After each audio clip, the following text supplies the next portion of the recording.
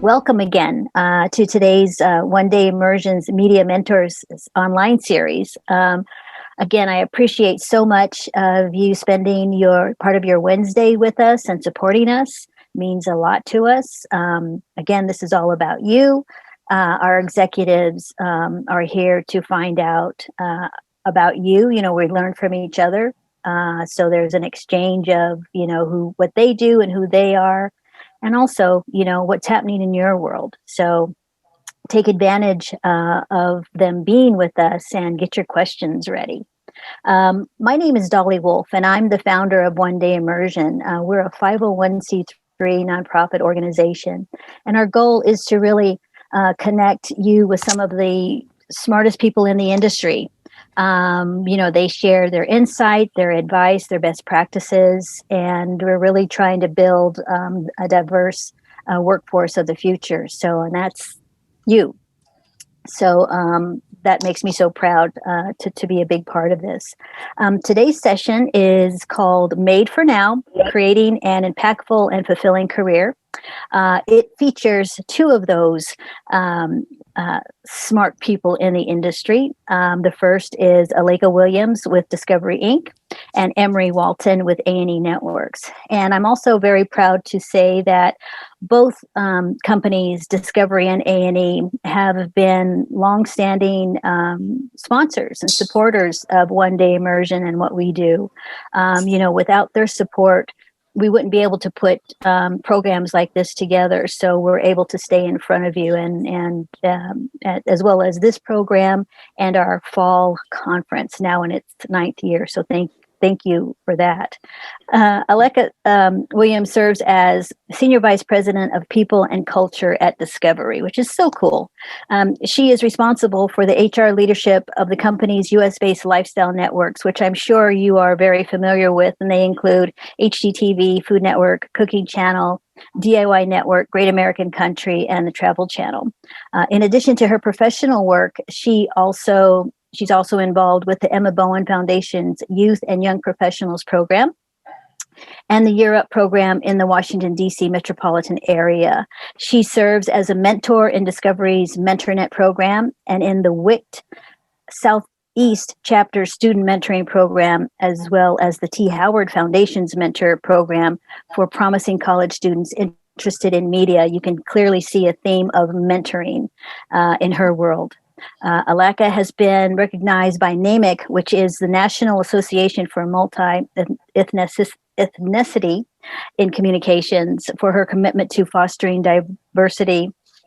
And she has been named one of Cablefax's 2016, 18, and 19 most influential minorities.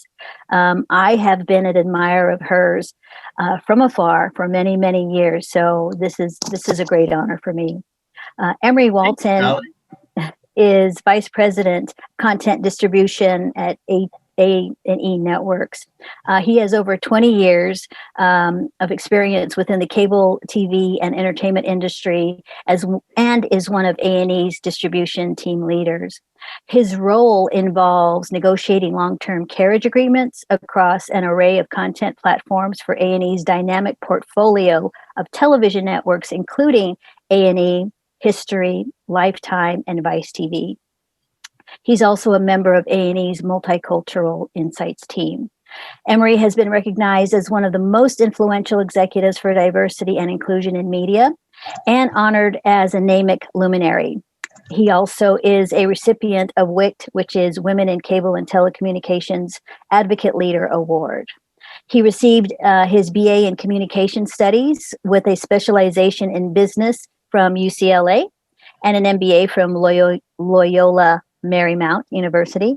In addition, he has completed Harvard University's Cable Executive Management Program and NAMIC's Leadership Development Program at the University of Virginia's Darden School of Business. And I have known Emory for, I think over 10 years, and I've watched him thrive. I've watched him excel. I have watched him give back. And he is just a phenomenal person. He was one of the first people, actually, that I reached out to when I first started ODI. And he has been advising and supporting me in our efforts year after year. So I'm so grateful for that. So clearly, these are two highly accomplished and respected professionals with big time mentoring hearts. And it is my great pleasure to welcome Alaka Williams and Emory Walton. Thank you, Dolly. Thank you. I have one quick request for those of you who are here with us. Since we are doing this virtually, you know, that's already a challenge or a barrier. So I'd like to remove some of the barriers. If you are comfortable turning your cameras on, just so we can feel like we're in a room and a community together as we're talking, that would be great.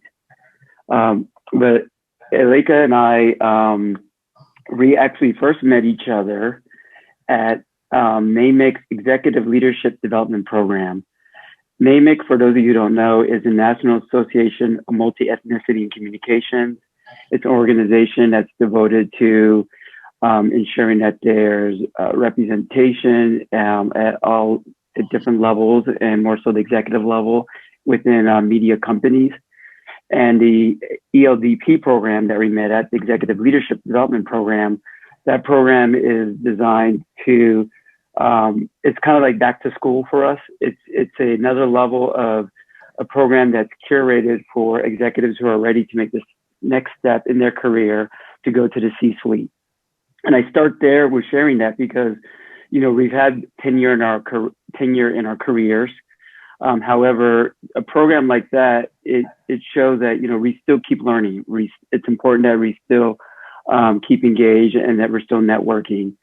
So Alaka and I were introduced briefly before the program by somebody, a mutual friend who said, oh, they're going to be in the ELDP program with you. And we just waved at each other and said, hey, nice to meet you. Look forward to it. That was that. Then a couple of weeks later, we get in the program, and because of our last name, we are sitting next to each other in class. And so that was when the friendship quickly happened. And so I'm glad to not only, you know, call her a colleague, but a great friend of mine. And we've shared some, been around each other through some pivotal experiences, changes in the industry, change in the role, climate politically, and also in our personal lives. And that's the theme that we want to talk about today. And that's why we said made for now, because we want to talk about how you plan to focus on who you're going to be, where you want to go in your career, but also how do you stay focused and present right now? How do you be in the moment? And how do you make sure that you're ready for when those opportunities arise? So I think we'll start by, you know, sharing our career background a little bit, how we went from A to B. And so maybe Alaka, would you like to kick it off for us? Sure.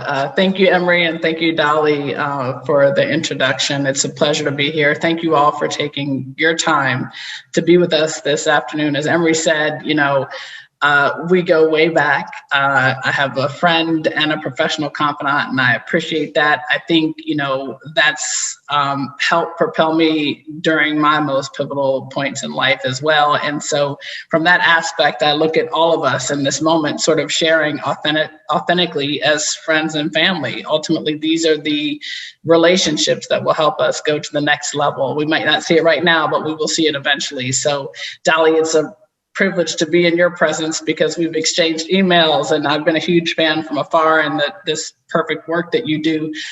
So I'm just glad to be a part of this. So where did my career start? I mean, you know, at the end of the day, and Maria, who's on, can tell you, she works in our corporate outreach department at Discovery. She knows my story, so I'm not going to bore her again with details. She can tune out. But there is a reality to, I started off in college thinking I wanted to be on TV. I have a degree in mass communications, and I believed at the time that reporting was the answer. I idolized Oprah and thought, oh my gosh, she lets people tell their story. How amazing is this, et cetera. So I interned, and I was working in sports, which I loved. But when I got to DC, my first job was as a producer. And in Washington, DC, where I'm from, I was working at a major television station, and what you do on the beat is cover those scenes that happen like quickly and gruesomely as they happen. And I quickly realized, oh no, I don't want to be a reporter. So I had to pivot. And this is after I have my degree in mass communications, thinking this is what I wanted to do, until all of a sudden I realized it wasn't. So I ended up in a temp to perm job in human resources. And I thought, well, this is cool because people still get to tell their stories. There's the ability for people to be really passionate about where they are, and for me to engage them in the environment that we're in. And it felt great, but it was temp to perm. And at the time when you graduated from college, you didn't have medical insurance and all those things that mattered. And I think my mom was like, you better figure out what to do and how to do it. So as I was making my path in terms of what I thought I would do, I had to go read the announcements at church. And I think they just had me on this committee because I had a communications degree. And it just so happened I read the announcements, and someone came up to me and said, hey, look, there's this job in human resources. You might be interested in it. And I said, oh, interestingly enough, I applied for the job. Long story short, that's when I ended up starting in HR. And from then, I went from KinderCare Learning Centers to Live Nation, which is entertainment and music, which was amazing. That moved me to Houston, back here to DC. And then I signed on with Scripps Networks Interactive. I was there for about 6 years at the Travel Channel. They moved me to Knoxville, Tennessee. I was there for 3 years, started to take over the lifestyle networks when we were acquired by Discovery. And then Discovery said, move to New York. And as I started off talking with this call, I was in New York January to February of last year. And then the pandemic happened, and now I'm back in Maryland. But at the end of the day, it's been amazing to be a part of Discovery and all that's happening. We currently have a direct-to-consumer initiative that's going very well. But as it relates to path, and Emory and I have talked about this at great length, I never could have predicted this. I never could have planned it, but I'm in the right place for what I need to be doing in this moment. Most importantly, because in people and culture and HR, you have the ability to reach out and recruit people just like yourselves and figure out, what makes the difference in a company, the ability to evolve to a better place because of your diversity. And I think there's an aspect of, looking back, if I had told myself that I'd end up in HR versus as a reporter, I never would have believed that, but here I am. And so Emory knows part of one of the things that we did at the Darden Business School was really talking through what's your best self, what matters, and where you are. And I couldn't be in a better place than where I am right now, because I believe in the work that we do. I believe that I contribute in a way that's meaningful, and I will continue to do that until it's time for a change. So from that aspect, Emory, I'll turn it over to you to give a little bit of background of how you got where you are. All right. Well, so, I started in communications as well. Actually, I wanted to be a filmmaker. At the time, I was going to be the next John Singleton or Spike Lee. And when I applied for college, I applied directly to film school, which at the time didn't have the wherewithal to know that the first thing is to get into the school and then apply to the film school.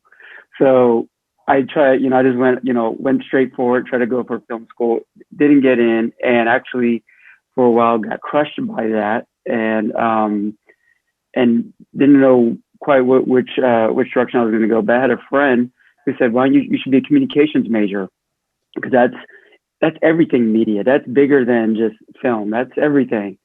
So I like everything. So I went for the communications major. And while I was doing that, I had a mentor who worked at one of the studios and was actually a producer on some of the shows that were on at the time. And they recommended to me that in addition to communications, that I also have some complementary education with a business or legal background. So I added business to my degree early on. And then I did an internship, and that was the first start as far as exploring what I was interested in. And I worked at New Line Cinema for half a year. And it was a very interesting year because that's when that studio, which is now part of Warner, was really on the verge of like a lot of breakthrough projects were coming out. I don't know if they're the most esteemed movies, but they were breakthrough movies. There was Blade, Austin Powers, Freddy versus Jason. I got The Mask with Jim Carrey. So there were a lot of fun movies that got out that I worked in the development team for those. But it was also early on in my career where I also started to see some differences on how I was treated because of my background versus other people in the room, which then became something that I was very in tuned in and wanted to make sure that I was proactive in advocating for myself and for anyone who's not properly represented or has opportunities in media.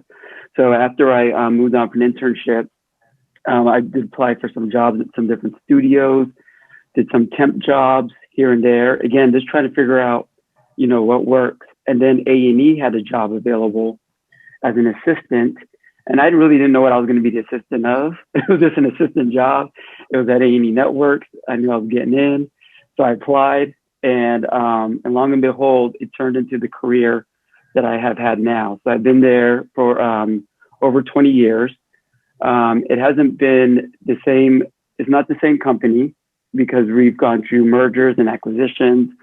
And so while, some people I think jump from job to job, the jobs jumped around me. And so I've had, the unique experience of essentially seeing the same place, but really seeing it evolve. And it's been a nice evolution. And also, as Aleka shared, having a purpose.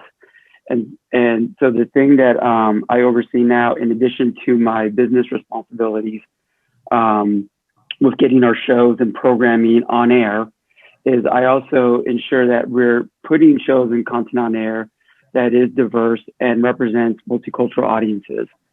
And so I head up a committee at A&E where we help in the development process of programming to figure out what are the opportunities, how do we enhance storytelling, how do we make sure that there's diversity behind the camera. And so those are the things that I do in addition to my business job, and is actually now the perfect marriage of the experiences that I had since college, from doing communications, business, and working in the creative. And so while my initial path wasn't maybe what I envisioned it and wasn't what I set out to do, I am now, now as I look back, I am now where I'm supposed to be. And so that's the, I think that's the thing that early on in your career, you might not be like, where is this taking me? Where's this going?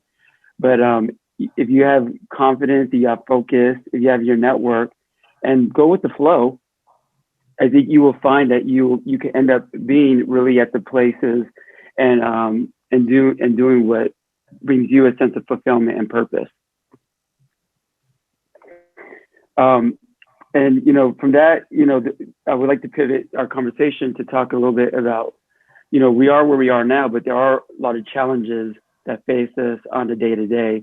And I think even within the past 12 months, with the world transforming as, significantly as it has, moving from working in person to working virtual, I know it's a different challenge. I have employees who had just started their career fresh out of college a couple months before things closed for COVID. And so for them, they didn't really have the opportunity to fully get acquainted with the team, to be around people in that offensive environment before we shifted into this virtual role. And while we're making it work, there is a difference. And so, Aleka, I know since you're in the human resources team, maybe you could share some of the ways that your team has been working to, or the way you've been working around navigating some of these challenges in the new world that we're working in.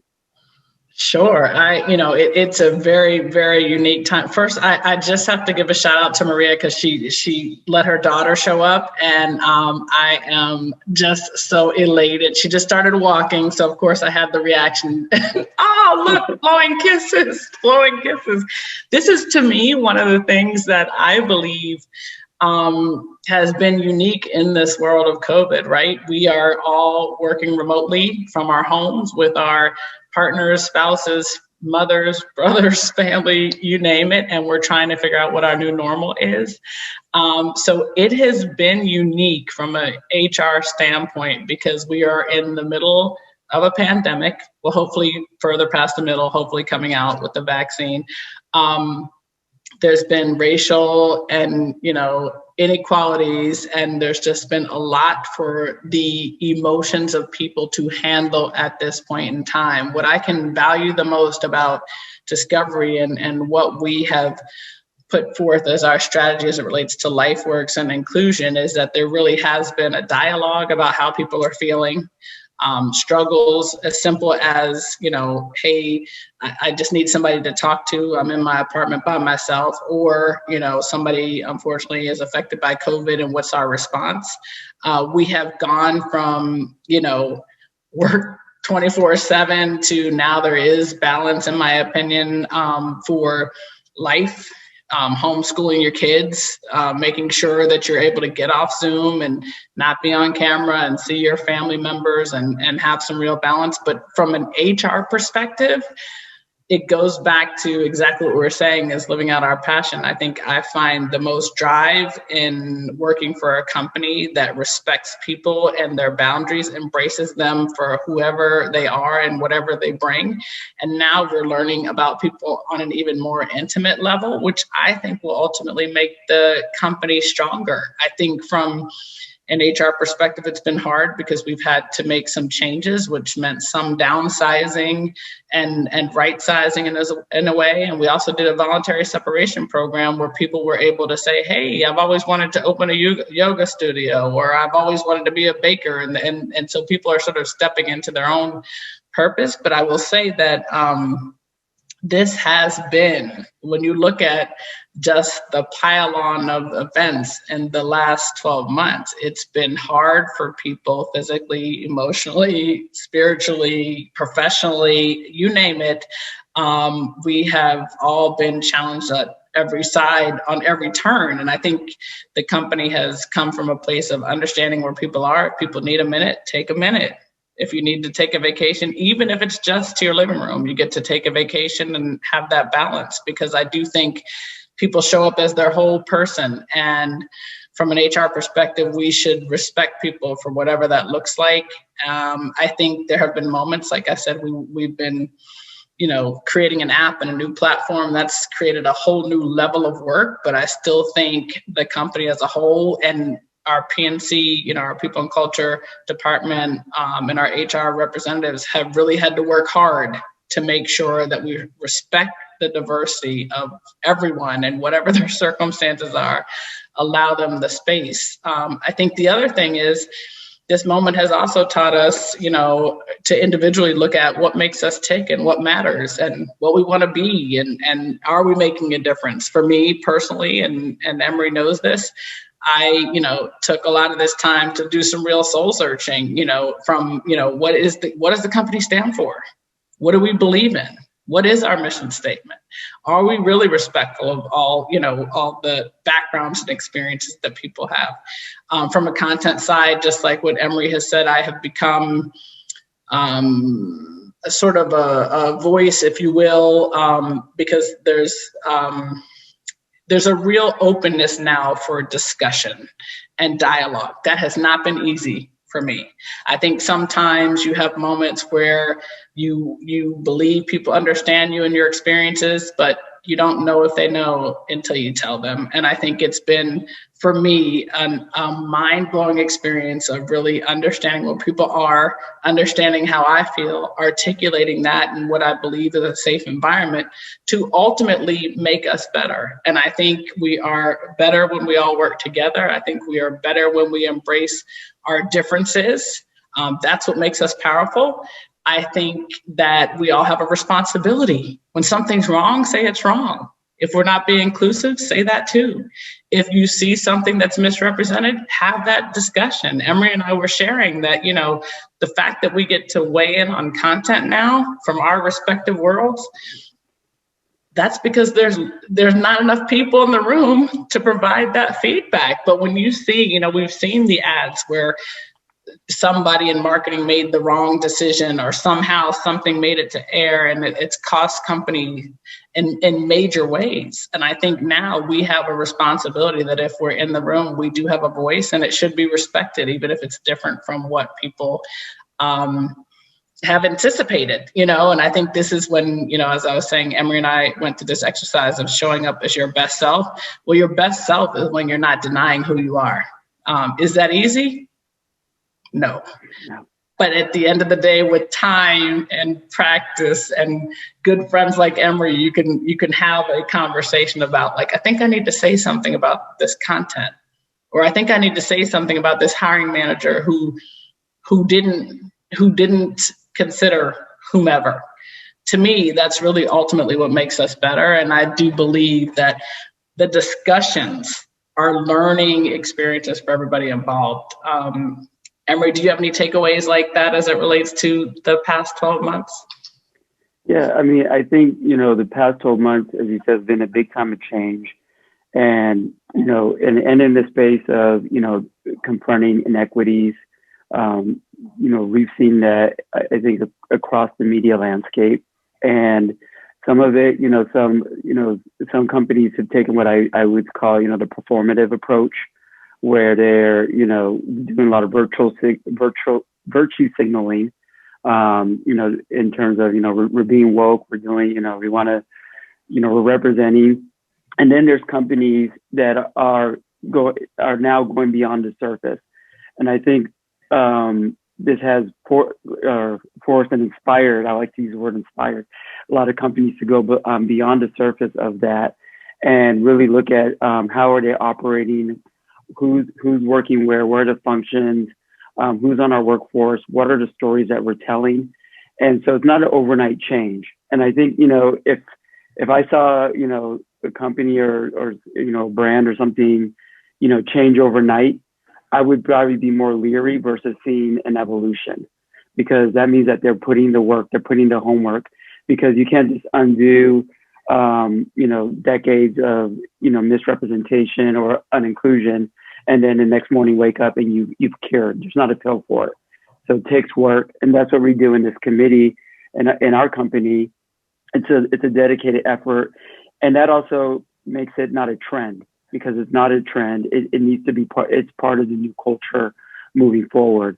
And so we're putting in the work to create a blueprint. So as things evolve, it can happen more quickly, but it's also happening in a meaningful way and with sincerity.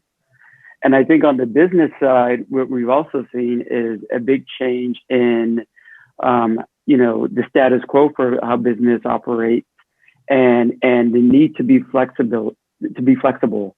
If we look at the studio business in our industry, I mean, that business was reliant on people showing up in movie theaters, and that got shut down immediately. And, they had nowhere to distribute their movies, and they had to really come up with a new business model almost overnight. And, there were people who worked around the clock to make sure that happened. And fortunately, the technology was there. There was an investment, there was a foresight for the technology to be these apps and subscription services, so you can watch content in new ways.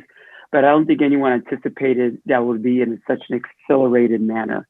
And so that's been a big change, and it's also changed the way partnerships have happened in the industry.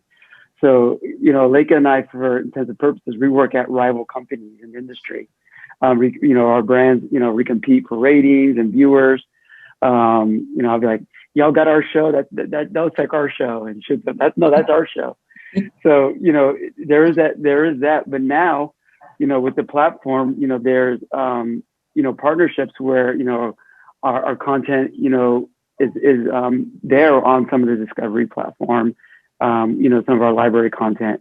And so that probably wouldn't have been contemplated even 6 months ago. But now, if in the terms of, looking at where the consumer is and how the habits have changed overnight, everyone is used to functioning in business, doing business over the phone or over a computer, and seeing movie premieres now streamed into their living room. And so all of those changes, the footprint was there, the foundation was there, but no one anticipated it was so quickly. And those who are now thriving in their careers, those who are able to have continued success, were the people who are willing to change and adapt their way of doing things from from the get-go, and not stuck kind of in the old model, because either you had a choice, either keep up or get out. I couldn't agree more. I think, as we've talked about, in this business, it's ever evolving. And if you're not agile in some way, if you don't have the ability to cope and flow where the work is going, you will find yourself very quickly reevaluating what your next move is. From an HR standpoint, I often have discussions with people about, what they used to do, 3 years ago, and how they used to do it and all of that. And I think, while that's great foundational information to have, at the end of the day, we need to be thinking forward. And I think what's great about this generation and the opportunity that you have, and I love when Emory says he's been there for 20 years, because now it's so hard to find anybody who's been somewhere a long time, because things are constantly changing. Companies are constantly getting acquired, et cetera. There is the ability he has evolved that role to start off as an assistant and now be where he is now, coupled with, the cultural aspect of it. That's how you build long-term, whether it's in the same building or organization or somewhere else. I think what's so hard is when we get stuck in this, I'll always do it like this and no other way. We're not learning and growing when we do that. And it's not a good investment of our time. But if we have the ability to go, I want to get to know that. Like, there's this thing, and you guys probably know about it. It's called Clubhouse. I heard about that this morning. It's a new thing that you got to get an invite to, but they say it's perfect for networking and dialogue and real-time engagement regarding what's changing and new forums, et cetera. This is how our lives should always be. We should always be learning and looking for the next new thing, because if you're stuck on MySpace, which is probably way before anything you guys have ever recalled, but that you have to evolve with the new set of terms and information and the I guess the atmosphere of change. If you're doing what you were doing, 2 minutes ago, you're already too late. But now we get the ability to create a new future, learn some new experiences, and don't get stuck. I think that's the hardest thing, is when people sort of say, I always did it like this and I'm going to do it like this till the end of time. Well, you're missing out on so many opportunities, versus when you go, I did this and I learned that and I took on this. And when so-and-so asked me to do something, just like Emory's example of, his content review, that's not something that falls in his wheelhouse, but now it does. That's an opportunity that he took a moment and somebody saw something in him and some, in himself, that to me broadens your horizon. And then when you're talking about building your resume and your portfolio, you can say, I've done these things. It shows you as a well-rounded individual. Back to, as we talk about made for now, you've got to be thinking in this moment, what does the future look like? Not just what I see, but the things I'm trying to create. So I think it's an amazing time for you all to figure out what that looks like. I just had to say that piece, It's so true. And, all of you right now are into some, in a position that I would be envious of, not because I want to be younger, maybe that, but I do. but because you might not you start a job and have decades of experience and built up a professional network, but you do have your POV and your life lived experiences that you're going to bring in with you day one that you walk into the company. And your responsibility with that is to make sure that you help assert a point of view and perspective into the business, because you represent the current consumer base, the growing consumer base. You're the next generation of consumer. And so if you're tapped into the culture, the sensibilities, it's going to be, part of your role is to make sure that, you're advising Aleka and I and the other people that you work with on how to, navigate that and what makes the most sense, because, to the point of being stuck in the POV is like, oh, we would never put our, premiere show, on the internet before we do it on TV. And, you know, your comment in the room would be, well, why not? Because that's the only place I will watch it. You know, I'm not subscribed to X, Y, and Z. And you need to insert that voice. And so that can help with the experience and help grow. That's what I did in my early days of my career. When I saw something that I thought wasn't quite working or didn't understand why they're doing it a certain way, I would ask about it. But I would also do my homework and know what the background is of what I'm questioning, and then I will also have a recommendation, because it doesn't help just to show up and ask questions and and have a solution, because that's what companies paying you for at the end of the day, is to come in and help them figure things out. So it's very key that you spend the time doing your homework, and that you do show up there ready to have a seat at the table, and you do that, you will be noticed. You know, to wrap it up, I think, you know, one thing that's key is the connections, you know, going back to that, what we started with, you know, having a network. You know, we talked about, you know, as ourselves as executives, I have my own personal advisory council.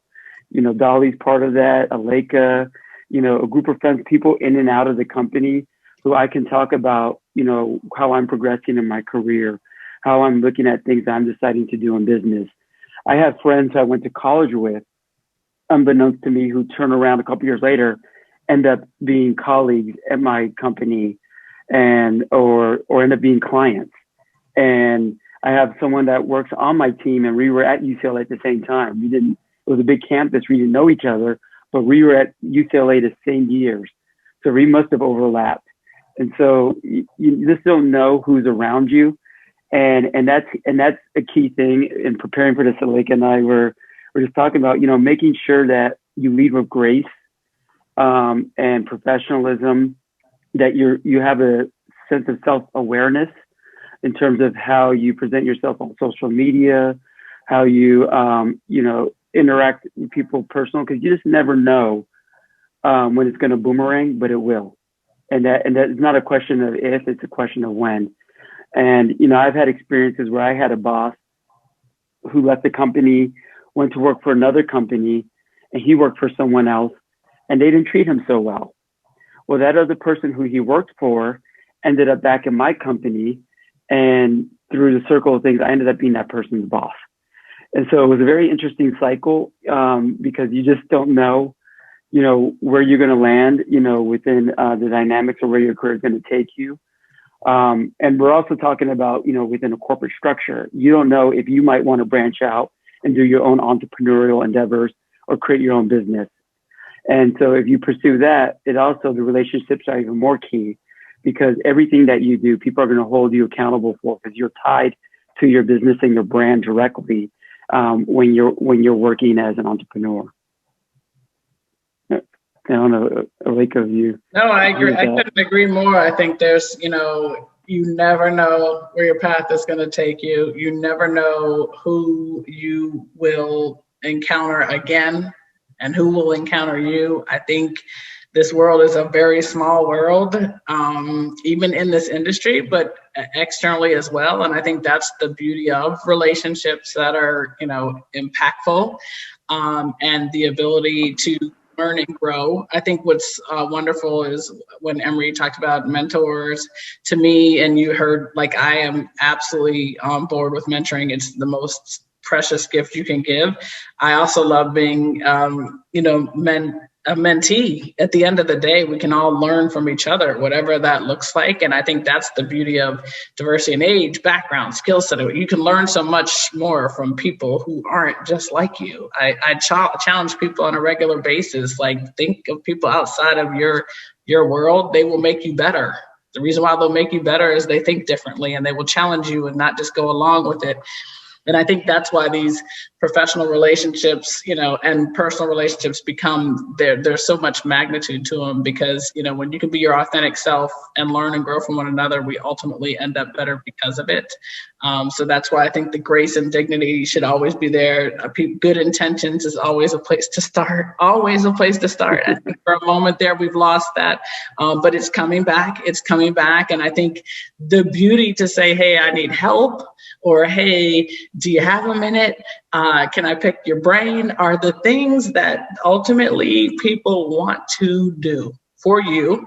And you should be willing to do it for them as well. And I think we should live this world, giving more than we take, understanding that sometimes we might be the only one in the room, or there's a difference of opinion. It is, but ultimately you're paving the way for people that come behind you. And that's what matters more than your own personal experience. Sometimes we got to think for the greater good, which can be hard to do at times. I get it. But I think no matter what, life teaches you that we don't have a whole lot, and time is a gift. And I think 2020 taught us to really put some perspective in, is it really title? Is it really money? Is it really the company? Or is it really about who I am and the value that I bring? That ultimately we're able to control. That part we can control. Now, whether people, embrace it or not is one thing, but when you give your best, when you can lay your head down at night and go, I gave my best. I tried, it wasn't easy, I gave my best. That's the difference maker, in my opinion. And most importantly, the trail that you blaze for the people who are coming behind you. Any questions for us? I know that, time is running, and Emory and I could do this all day long because we just get so much joy of spending time with people and with one another. But I don't know, I don't want to deny anybody the opportunity to ask us any questions that you might have. Don't be shy, because this is, I have a question for you, Emory. So, hi, Brenda. Let me just, because I wrote this down. How are you able to navigate A&E as a early career professional, and what tips do you have for students that are transitioning to that? So, early on at A&E, I think for me was one, I had a drive to be successful. And so I showed up, I was engaged. I made sure that I did everything I could to the best of my capabilities, but I also listened, and I also asked for help, asked for guidance. I held the people who hired me. I, said, I'm going to do a job, I'm going to do this, but they also took accountability for my success. And I do that for the people who I hire. When I bring you in, I want to make sure that I provide the tools, I remove the obstacles out of the people's way to ensure that they are successful in their job. So I held my management accountable for that. And as I got promoted, for example, when I moved into a director role in the company, I sat down with my boss at the time and told her, this is great, I appreciate the promotion. However, one thing I ask of you is that I'm going to need you to make sure that you formally introduce me to the clients in this new role. Don't just give me the title and tell me to run, because I need her to, make that introduction, to give me that credential, so then the clients know that I'm the person that they need to work with, and that the company has confidence in me to be the representative for the business transactions that we're doing. So those are the things, that I've done. And as I said, also just identifying what are opportunities that the company may not be seeing, doing my homework to put together a plan, and then proposing it. And there were things that worked, there were things that didn't work, but what they've always appreciated was that I was engaged, and I was always thinking of how can I, contribute to growing the business. Is there anyone else? Yeah, hi guys. First off, thank you you two for your time. I know that it's well, especially on the East Coast. I'm watching the news. It must be freezing. So I mean, I don't know how you guys are doing it, along with those rolling power outages. I'm in LA. Thank you. I know, right? I know. Well, we're in LA, but Miss Williams, you're in New York, correct? Based in New York, but I'm in DC. DC, right? Okay. Yeah. So I mean, it's still cold. Crazy. It's cold. Yeah. So I was just curious, and this question is actually for both of you. Early on in your career, since we are all rising entertainment professionals, who do you believe, or what did you believe were were resources or people that assisted in guiding you toward not where you are now, but that next step into saying, hey, so I think this may be a good next step. I should really think about moving forward. Did you have any guiding principles? I would say for me early on, I probably was a little bit ahead of myself. I was always, thinking I should be at the next level. The next day, okay, I got hired today as assistant, and then a couple of weeks later, I was ready to be the manager. and so, but I think that goes to the drive, that I demonstrated. And so, there were times probably in hindsight where, I needed to slow my roll. But on the flip side, I think what helped me advance in a more consistent manner was the recognition from my management that I did have that drive and that I did, have that confidence and I did want to contribute and see things grow. So I always kind of mapped it out in that way. And I think for me, given that, I got my degree in mass communications and then ended up in HR, which I knew nothing about. But I think what was fascinating was the lady from church who ended up hiring me became my strongest mentor, also my boss. And I think what she taught me was you got to learn everything you need to learn, get ahead of the ball game, kind of like what we've been talking about today, which is like, don't look in this right now. What does the future look like? If you need to get your certification, get your certification. Then you know what you're talking about. If you need to be involved in something, get that involvement and make it happen. Get into networks and places of resource that can help guide you and lead you to the next level. I think I grew up playing competitive sports, so I think I always loved to be like, I'm the underdog. Let me figure out how to, I don't come. That's why Emory and I are probably so close, because he approaches it one way and I'm very much like, oh, who knows, but there's a certain level of, I like to stand back, listen, learn, and then show you what I got. And I think because I was in a whole different career with not a lot of knowledge base around it, I had to really lean in on, getting to understand it, knowing it. But then once I knew my stuff, I knew like, oh, you're not going to stop me on your best day. I'm going to do what I can to be better. And I think ultimately, because of the team approach and because I've always been so competitive, I realize now in the workplace that translates in the same way. I'm only as strong as my weakest link. At some point, I don't have to know everything. Other people know things, and I can say I don't know it and somebody can help me out. And I think that's where I've sort of built the foundation of there is strength in saying, that's not my role. Like, let me help you. How do we do this together?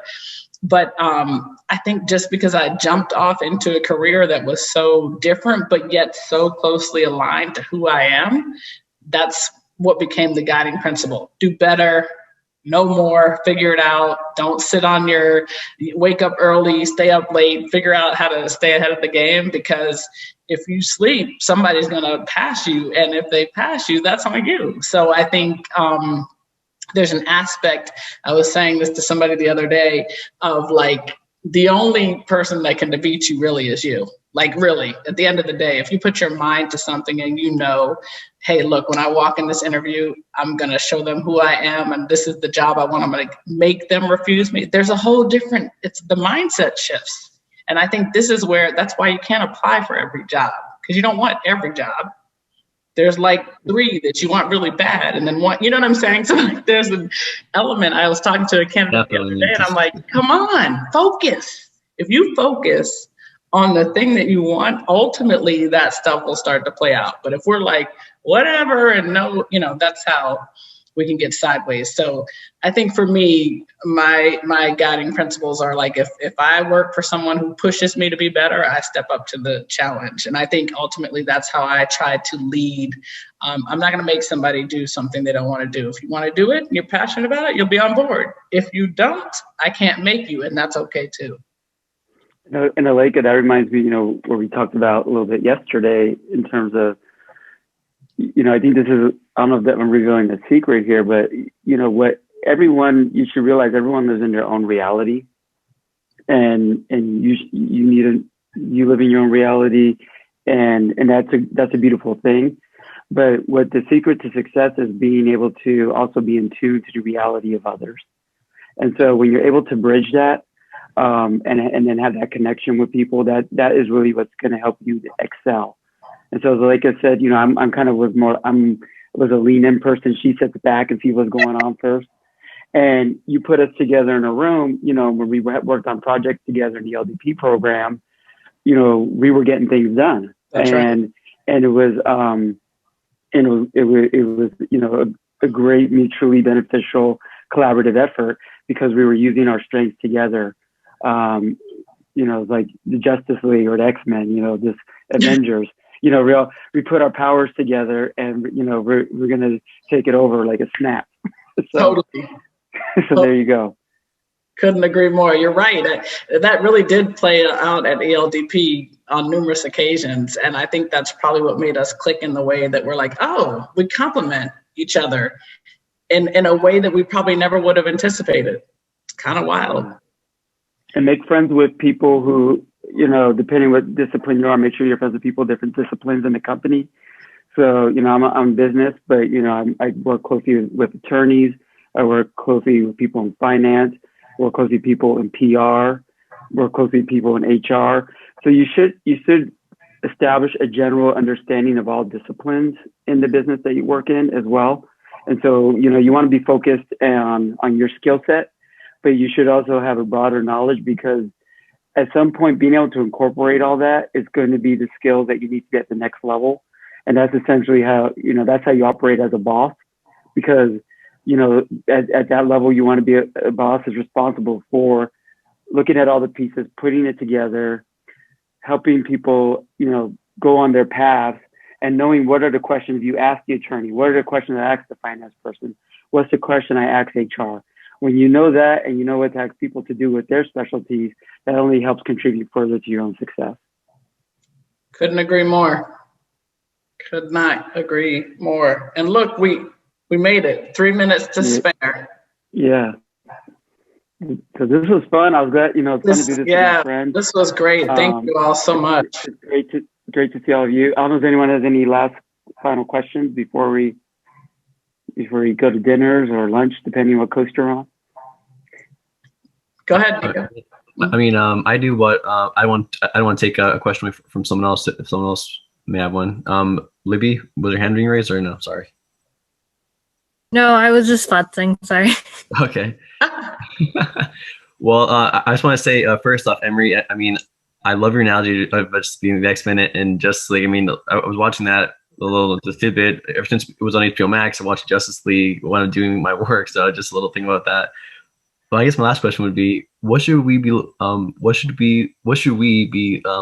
looking forward to or being prepared for as the industry is moving forward?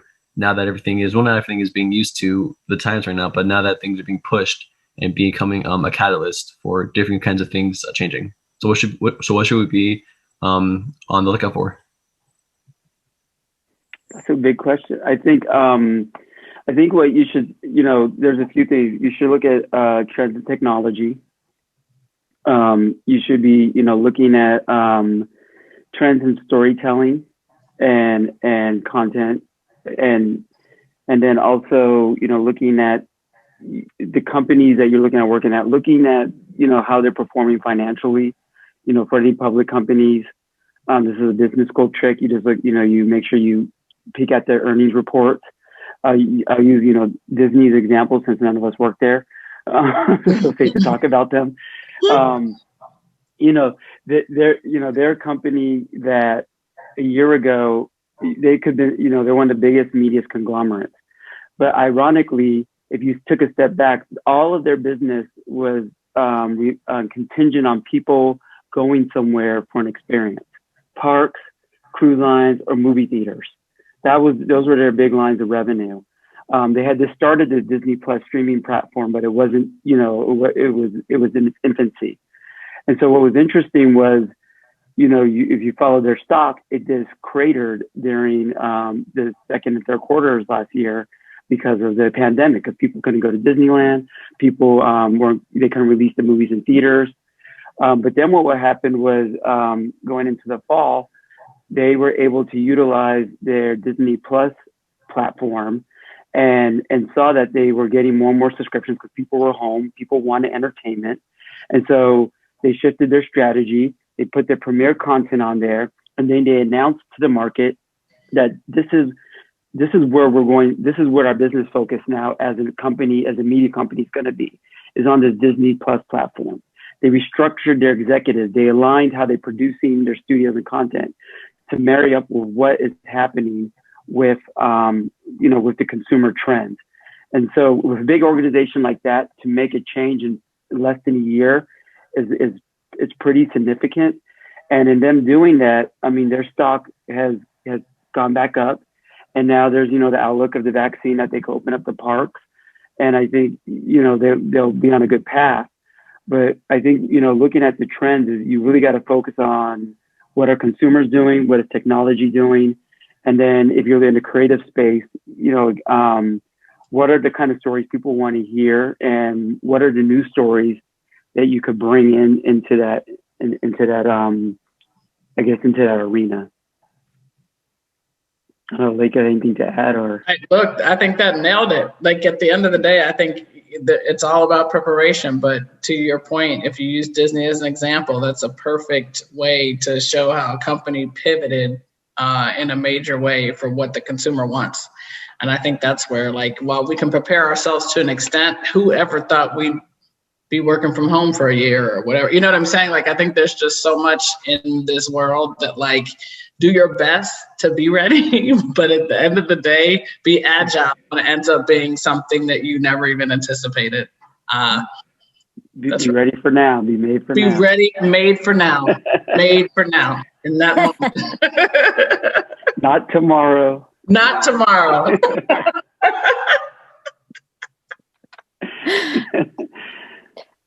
Well, I want to say thank you so much. I understand and know how busy you both are, and for you to take time and prepare for this and to present your masterclass of career and personal story.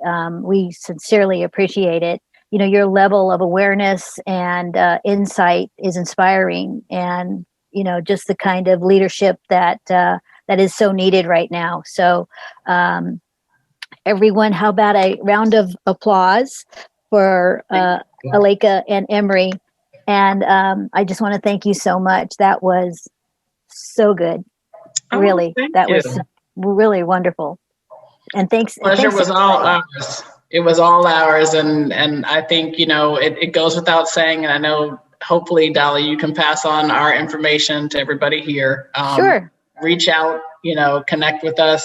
Happy to do anything you need for us in the future. But sure. The pleasure has been all ours. I can speak on Emory's behalf on that. Sure. Would you now you're leaning in. Yeah. Now I'm leaning in. See, I sat back and I waited. And Would you like them to connect with you on LinkedIn? Would that be easier, or however you prefer? That's fine. That's okay. fine. All right. Okay, and then whoever has access to Clubhouse, invite me in there. That's what I'm trying. Yeah. What's your handle? Perfect. All right. Well, everyone, remember to lead with kindness and go do your thing and work hard. Keep your head up, focus, and let us know how we can help you. We are here to help you. So take care. Continue to be safe.